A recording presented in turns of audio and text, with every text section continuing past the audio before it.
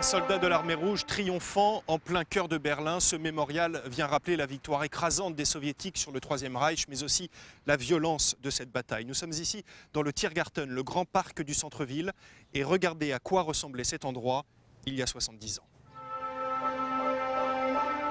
Les arbres ont été déchiquetés par les bombes.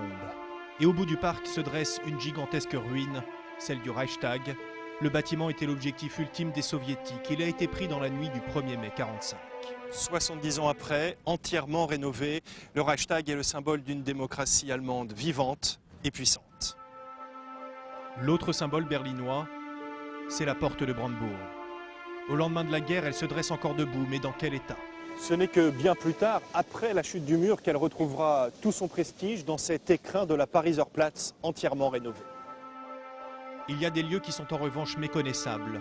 Près de la Potsdamer Platz se trouvait la chancellerie et le bunker d'Hitler.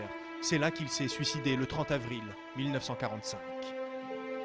Aujourd'hui, il ne reste rien des bâtiments. Les Soviétiques ont tout détruit pour que l'endroit ne devienne pas un sinistre lieu de pèlerinage pour les quelques nostalgiques du nazisme.